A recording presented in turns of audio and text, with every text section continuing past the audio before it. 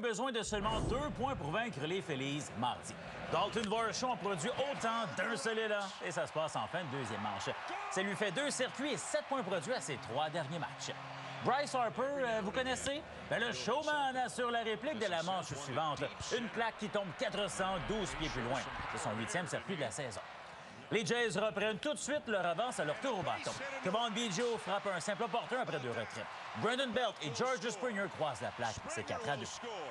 Après avoir donné 4 points lors des 3 premières manches, Aaron Nola dira certainement pas non un petit coup de pouce de sa défense. Johan Rojas plonge pour voler un coup sûr à Santiago Espinal. Kevin Gausman ne reçoit pas le même appui du côté des Jays. Les Phillies ont 2 coureurs en position de marquer après 2 retraits en 5e, quand Espinal remet hors cible au premier sur un roulant de routine. Philly reprend les commandes. Gausman va quitter après avoir accordé 7 points, mais la relève des Jays fait pas tellement mieux. Harper gagne sa 2e Bryce bombe du match au départ de Bowden Francis. Les Phillies l'emportent 9-4. C'est la première fois depuis le 3 juin 2022 que Bryce Harper plaque 2 circuits dans une rencontre. Tigers, Twins. Édouard Julien est employé au premier rang du rôle offensif des Twins. Il saute sur le premier tir de Reese Olson et c'est bon pour un 5. Le Québécois reste pas longtemps au premier. Il s'aventure un peu trop loin du coussin. Il est surpris par le relais du receveur Jake Rogers.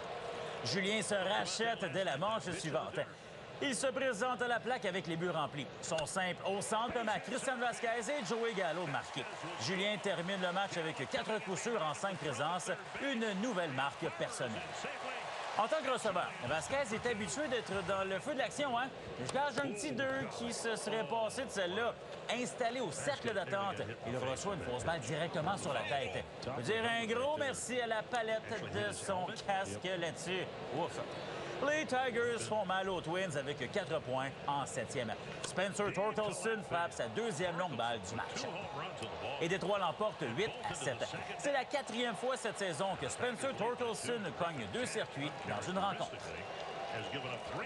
Rays, Giants. La défense de San Francisco coche présente en début de deuxième. Wade McClure réalise un bel attrapé au départ de Yanni Diaz. Pas peur de salir son pantalon, le bon Wade. Après McClure, c'est au tour d'un autre voltigeur de faire sentir sa présence. Elliot Ramos effectue un magnifique relais pour retirer José Siri au deuxième. Oh, c'est beau ça! Si la défense des Giants a été spectaculaire, eh bien, c'est tout le contraire qui se produit en 6e. Luke Raleigh envoie la balle au champ droit et elle frappe le mur de briques.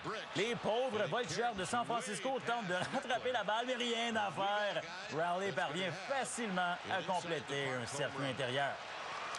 6-1, la victoire des Rays.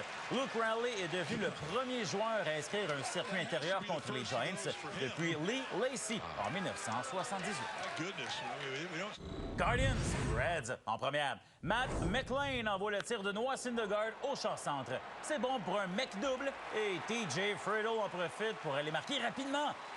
Friedel est aussi un petit vite en défense. Ça se passe au champ-centre.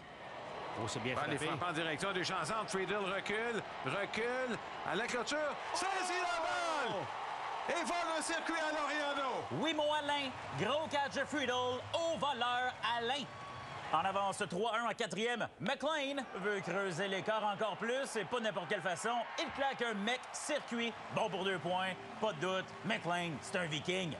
Tout le monde apprécie le spectacle à Cincinnati. Même la menthe religieuse est venue faire son petit tour. Bon biais, madame. Bon biais. Les Reds emportent 7-2. TJ Friedel est devenu le premier joueur à frapper plus de 10 circuits et plus de 12 amortis dans une même saison depuis 2011. Tennis maintenant, c'était l'entrée en scène de Jessica Pegula à Cincinnati. La championne du tournoi de Montréal avait un laissez-passer pour le premier tour. 3e tête de série, Pegula amorçait son parcours face à Martina Trevisan. Pegula a jamais été plus loin que la ronde des quarts de finale à Cincinnati. Son premier set du tournoi est assez difficile, merci. En tout cas, il est plus long que la durée totale de la finale à Montréal. Lors de ce long échange au 12e jeu, Pegula est promené d'un bord à l'autre du terrain par Trevisan, qui termine en déposant la balle. L'Italienne gagne la manche au bris et l'Américaine passe sa colère sur sa raquette. Ouais, on me confirme que ça va en prendre une autre. Au deuxième set, Trevisan est embêté, pas juste par les bébites, non. Elle se fait briser au 5e jeu, alors que c'était 2-2. Pegula poursuit sur sa lancée dans cet échange, qui est son plus beau point dans sa séquence de 4 jeux consécutifs. On se retrouve donc au 3e set. Jessica a un bris d'avance et mène 3-2. Cette fois, c'est Martina qui est envoyée d'un bord à l'autre du terrain. Après un croisé par-dessus l'épaule, Pegula termine l'échange avec le point. Jessica Pegula remporte la 3e manche 6-3 dans un duel qui a duré 2 heures 24 minutes. Iga Swiatek fait son entrée à Cincinnati contre Danielle Collins. Les deux femmes s'étaient affrontées vendredi dernier à Montréal et Swiatek a besoin de 3 sets pour gagner. Cette fois, la favorite n'a pas l'intention de s'éterniser. Non, elle prend les devants 3-0. Iga a éprouvé des ennuis au service à son dernier match, alors que Jessica Pegula l'a brisé 11 fois. C'est par un bris de service que Collins s'inscrit au pointage. Le problème pour l'Américaine, c'est qu'il n'y en aura pas d'autres. La Polonaise gagne la première manche 6-1. Autre problème pour Collins, il n'y aura pas d'autres points non plus. Swiatek est sans pitié en deuxième manche. La meilleure raquette mondiale joue à la hauteur de son talent et s'offre un bagel extra fromage à la crème. Un pointage de 6-0 pour assurer son passage au 3e tour. Danielle Collins a été victime de 7 bris de service. Elle a commis 25 fautes directes. Cincinnati marque aussi le retour au jeu de Novak Djokovic. Battu par Carlos Alcaraz en finale à Wimbledon, le numéro 2 mondial s'est ensuite accordé un long repos. À quelques semaines du US Open, Djoko arrivait à Cincinnati avec la possibilité de déloger Alcaraz du premier rang de l'ATP. C'est également un premier match en simple pour le Joker aux États-Unis depuis la COVID-19. La foule lui réserve un bel accueil. Djokovic affronte Alejandro Davidovich Fokina pour son retour au jeu. L'Espagnol a atteint la demi-finale à Toronto la semaine dernière et semble décidé à poursuivre cette belle séquence. Il effectue plusieurs coups gagnants en début de rencontre. Sauf que les choses se compliquent pour Davidovich Fokina par la suite. Il doit retraiter au vestiaire pour soigner une blessure. Djokovic en profite pour prendre une vidéo avec cette femme. Oh, un beau geste. Le momentum change de côté à la reprise du jeu. Novak prend l'avantage sur son rival et s'offre la première manche au compte de 6-4 avec ce magnifique coup. Visiblement diminué en raison d'une blessure, Davidovich Fokina n'a d'autre choix que d'abandonner dès le début de la deuxième manche. Novak Djokovic l'emporte donc par abandon. Il a maintenant rendez-vous avec Gaël Monfils au prochain tour. Yannick Sinner affronte Dusan Lajovic avec un laissez-passer au premier tour. Sinner dispute un premier match depuis sa victoire en finale à Toronto. Face à la 66e raquette mondiale, ça devrait être une balade dans le parc. Pas si vite, l'ami. Lajovic sort de nulle part et enlève la première marche. On se doute que ce sera pas si facile que ça de se débarrasser du jeune Italien. Sinner retrouve de sa superbe au deuxième set avec ce coup droit tout juste au-dessus du filet. À 33 ans, Lajovic est pas du tout intimidé par la jeune pépite de 21 ans qui compte déjà 8 titres ATP. Dusan sort un revers en désespoir de cause et le résultat est excellent. La deuxième manche se rend au bris d'égalité. Lajovic perd les 2 premiers points, mais reprend le dessus en profitant de son service. Dusan Lajovic complète la surprise et élimine Yannick Sinner.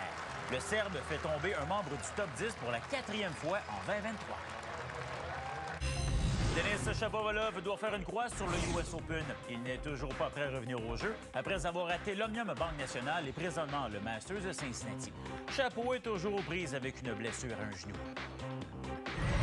Jeff Petrie a rencontré la presse de Détroit au lendemain de son acquisition des Canadiens. Il est reconnaissant envers Kent Hughes de l'avoir échangé à l'équipe de sa région natale. D'ailleurs, Petrie va porter le 46 à Détroit. C'est le numéro qu'avait son père Dan Petrie lorsqu'il lançait avec les Tigers. Le défenseur de 35 ans va réaliser un rêve d'enfance en endossant le chandail des Red Wings. He asked, okay, what are some places that you want me to look into and things like that. So, you know, for him to do that for me was great, and you know, Detroit was the number 1 spot on my list. You know, I wanna play here, and I've wanted to my whole life. Mardi, c'était la 4e édition de l'invitation Serge Savard au club de golf Le Mirage. C'était difficile de croiser l'ancien DG sans lui parler de l'édition actuelle des Canadiens.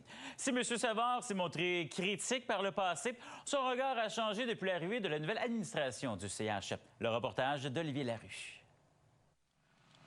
Serge Savard a profité de son tournoi de golf pour ramasser des fonds pour les étudiants athlètes de l'Université de Sherbrooke, mais aussi pour honorer l'équipe championne des Canadiens de 1900.